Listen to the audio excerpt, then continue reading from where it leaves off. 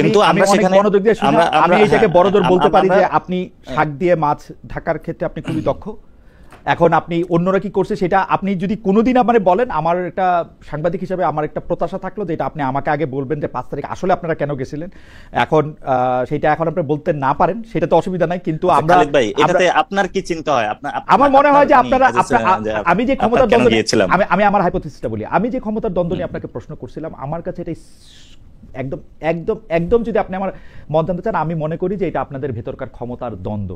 আপনারা মনে করেছেন যে সেখানে নাহিদ সাহেবকে আমন্ত্রণ জানানো হয়েছে, আপনারা মনে করেছেন যে সেখানে অন্য দায়ী সাহেবদের আমন্ত্রণ জানানো হয়েছে, আপনাদেরকে প্রপারলি আমন্ত্রণ জানানো হয় নাই। সেই জন্য আপনারা রাগ করে সেই রাগটা দেখানোর মতো করে, এবং আপনারা জানেন বাংলাদেশ আপনারা পরিচিত, আপনারা যেখান দিয়ে যাবেন, বিমানবন্দর দিয়ে যেখান দিয়ে যাবেন, আপনারা 100টা মাস্ক পরলেও লোকে আপনাদেরকে চিনবে, চীনের লোকে ধারণা করবে আপনারা কেন এখন কক্সবাজার যাচ্ছেন। এবং আমরা কিছু সাংবাদিক হয়তো আরেক পা আগায়া বাড়ায়া মিথ্যা কথা শুনে ওটা হয়তো লিখবো, কিন্তু আপনারা এবং আপনারা প্রকাশ্যে এটা গিয়ে আপনারা একটা বার্তা দিতে চাইছেন, আমরা সবাই বার্তাটা পাইছি।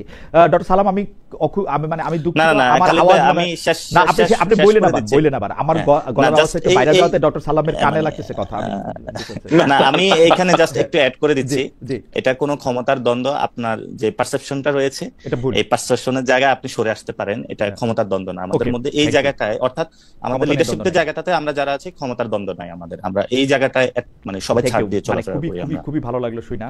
আচ্ছা, আমি একটু ডক্টর ফাহাম আব্দুল সালামের কাছে আসি, আমি আবার আসবো জনাব নাসিরউদ্দিন পাটোয়ারি, আপনাদের নিয়ে আমাদের অনেক আগ্রহ, অনেক প্রশ্ন, কিন্তু ডক্টর ফাহাম আব্দুল সালাম, আমি একটা জিনিস নিয়ে আপনার একটু বিশ্লেষণ জানতে চাই যে এখন যে জায়গায় বাংলাদেশের রাজনীতিটা আসছে সেটা হচ্ছে অনেকটা এরকম জাতীয় ঐক্যমত্য কমিশনে গিয়ে যে বিষয়গুলিতে সবাই একমত হয়েছে, সেই একমতের কারণ নিম্নকক্ষে পিয়ারের ব্যাপারটা যে আসলে একটা খুব মানে একটা রেটরিকের অংশ, সেটা মনে হয় মোটামুটি ভাবে এখন প্রতিষ্ঠিত।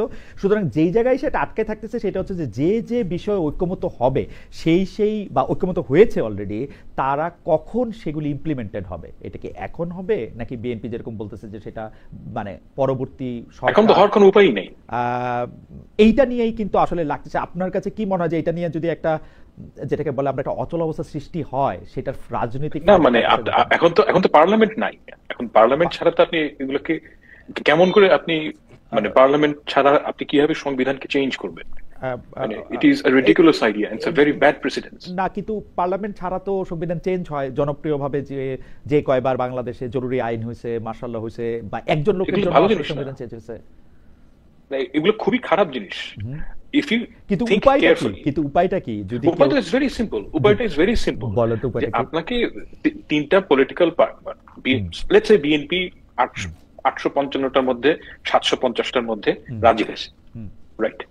And they would say, promise করবে যে আমরা এই 750টা ইমপ্লিমেন্ট করব। যেই কটাতে সবাই রাজি হয়েছে সেই কটাতে সবাই মিলে ঠিক করবে যে আমরা, আমাদের প্রথম কাজ হবে কি, যে আমরা যখন গভর্নমেন্ট ফর্ম করবো পার্লামেন্টে গিয়ে আমরা ডিবেট করে এই 750টা যে ইনক্লুশন সেগুলোকে আমরা অ্যাকসেপ্ট করবো।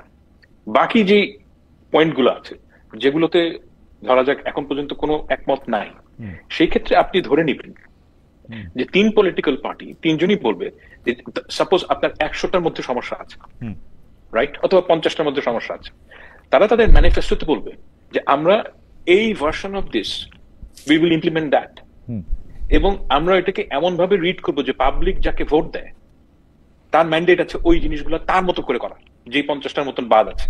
কিন্তু যেই 750টা গভর্নমেন্টকে, 3টা পলিটিক্যাল পার্টিকে বাংলাদেশের মানুষকে প্রমিস করতে হবে যে আমরা এই 750টা এই এতগুলো যে সংস্কার সেগুলোতে আমরা সবাই কমিট করলাম। না, ওয়াই দিস ইজ ইম্পর্টেন্ট, আমরা অ্যাজ এ পলিটি আমাদেরকে একটা বুঝতে হবে যে আমরা একটা লম্বা জার্নিতে শুরু করলাম। আমরা যদি একটা জিনিস প্রমিস করি জনগণের কাছে, সেই প্রমিসটা আমাদের রাখতে হবে, এবং এই প্রমিসটা যদি আমি না রাখি তাহলে আমাকে নেক্সট ইলেকশনে আপনি এটার জন্য ভোট দিবেন না আমাকে। এই কারণে আপনি যে সরকার দেখেন, জনগণের সাথে গণতান্ত্রিক দলগুলোর একটা সম্পর্ক তৈরি হতে হবে, এবং সেটার একটা বড় অংশ হচ্ছে গিয়ে যে আপনি যেই কটাকে বলছেন যে আমরা এটাকে মেনে নিয়েছি, সেই 750টা ইউ প্রমিস কিন্তু ঘটনা তো ঘটতে হবে পার্লামেন্টে।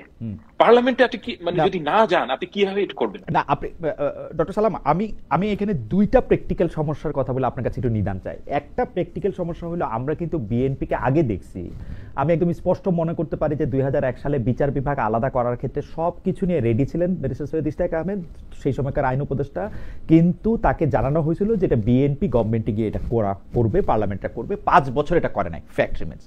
এখন আমি যদি 90 এর গণ আন্দোলনের তুলনা দেই, যে তুলনা আপনি অনেকবার দিচ্ছেন, আপনারা আমি শুনি, সেইটার ক্ষেত্রেও সেটা আসলে করতে পারে না।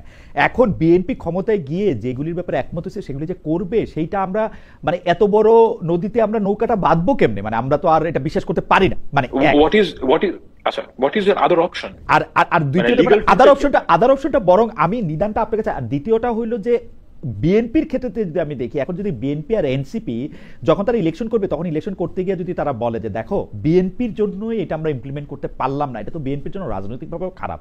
এখন আদার অপশনটা আপনি ভাইবা আমাদেরকে একটা বলতে পারেন, কিন্তু আপনি যদি বলেন যে সংবিধান ছাড়া কোনো অপশনই নাই, তাইলে এটা একটু মানে কেমন শোনায়। আপনার তো লিগ্যাল টুলটা নাই, মানে আপনি তো আমরা তো ওই যে যেটা ভূতাপেক্ষ বা রেট্রোস্পেক্টিভ বলি না, ওরকম ভাবে তো আমরা করতে পারি। আমরা তো করছি আসলে 17টা সংশোধনী আমাদের সংবিধানের, খারাপ উদাহরণ কিন্তু আছে তো।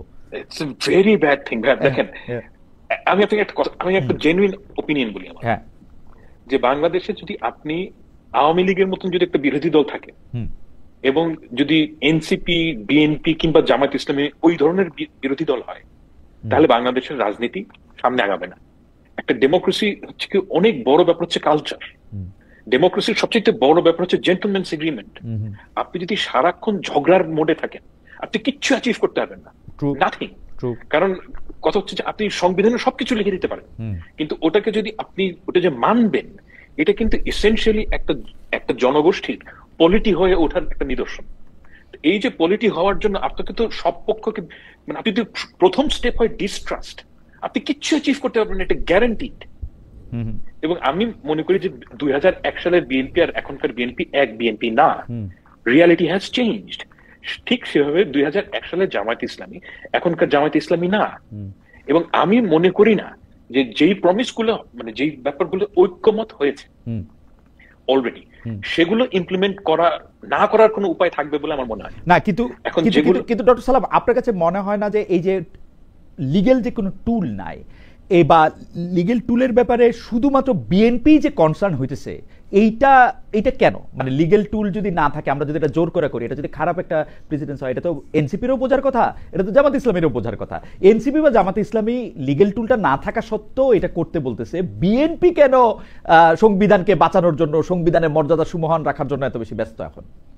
ইট ইজ নট অ্যাবাউট সংবিধানের মর্যাদা, ইট ইজ অ্যাবাউট হচ্ছে আপনি যদি দেখেন NCP is not going to form the government, that is the reality. মানে আমরা অনেকভাবে বলতে পারি, বাট রিয়ালিটি এরকমই।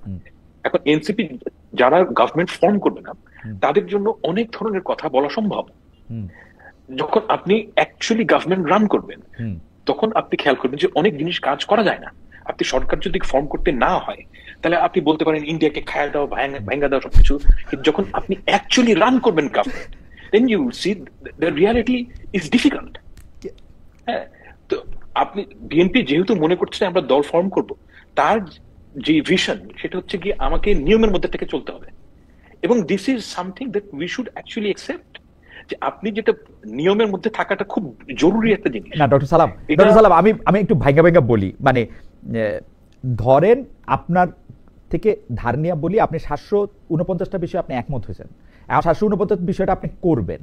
এখন এইটা আপনি এনসিপি এবং জামায়াত ইসলামীর দাবি কিন্তু সরল, ওরা বলতেছে যে আপনি এটা প্রমিস করেন বা এটা নিয়ে এখনই করেন। এখন আপনি এটা প্রমিস করতেছেন যে এটা আপনি করবেন, এটা যদি এখন সংবিধানে আপনি ওরা যেমনি চাইতেছে এমনি চাইতে করতে, তারপরে গিয়ে আপনি সরকার গঠন করলেন, তারপরে এটা আপনি মাইনে নিতে, আমার মনে হয় না অত বড় অসুবিধা থাকা দরকার। যতটা অসুবিধা হচ্ছে জি জি বলেন। আমি তো যতদূর জানি যে প্রমিস তারা করবে, প্রমিস, কিন্তু তারা প্রত্যেকটা প্রমিস করবে না। যে কয়টা বিষয় তারা ঐক্যমতে পৌঁছেছে সেগুলো তারা প্রমিস করবে। এবং ওই কয়টার ব্যাপারেই কথা হইতেছে, কিন্তু ওই কয়টার ব্যাপারে না। এখন ব্যাপারটা হচ্ছে কি যে বিএনপি প্রমিস করতেছে যে এই কয়টা তারা করবে, কিন্তু তারা আবার পাশাপাশি বলতেছে আমরা ইমপ্লিমেন্ট করব নতুন সরকার আসার পরে। এইখানে আমাদের মধ্যে একটু সন্দেহ দেখা দিচ্ছে। আমরা মনে করতেছি যে there is no other way। আমি তো দেখি না যে আপনি কিভাবে কাজটা করবেন, কারণ আপনি তো পার্লামেন্ট যদি না থাকে। আমি প্রেসিডেন্সিয়াল অর্ডার দিয়ে করে নিব এটা, এখন পরে পার্লামেন্টে এটা ঠিক করে নিব, পরে পার্লামেন্টে ঠিক করে নিব। Ordinance, just an ordinance. হ্যাঁ, অর্ডিন্যান্স করে আমি বদলাই নিব, কি আর সংবিধান একটা বই খাতা, আমি এটা অর্ডিন্যান্স দিয়েই করে নিব, পরে গিয়ে পার্লামেন্টে এটা ঠিক করব। দেখেন অর্ডিন্যান্সের, আমি জানি না অর্ডিন্যান্সের তো সানসেটিং হয় সম্ভবত, মানে 5 বছর 6 বছর পর। এখন যদি সানসেটিং, আমি ঠিক বাংলাদেশের সময়টা জানি না, মানে এক্স্যাক্টলি কখন সানসেটিং হয়। এখন সাপোজ আপনি একটা অর্ডিন্যান্স করলেন, আমি এটা পার্লামেন্টে মানে আপনি প্রমিসটাকে গুরুত্ব কম দিচ্ছেন as opposed to legal document. আমি ঠিক উল্টাভাবে দেখি। আমি মনে করি বাংলাদেশের জনগণকে প্রমিস করাটা, এইটার যে ওজন, সেটা হচ্ছে গিয়ে একটা পিস অফ পেপারের থেকে অনেক বেশি। এবং ওই জায়গাটায় যদি আপনি বিএনপি কে বলেন কিংবা জামায়াত ইসলামীকে বলেন এবং এনসিপি কে বলেন, তিনজনকে যদি বলেন যে আমরা ঐক্যমত্যের জায়গাটা আমরা তিনজনই প্রমিস করবো যে এই কয়টা জায়গা যেই ক্ষমতায় আসুক। ডক্টর সালাম, আমি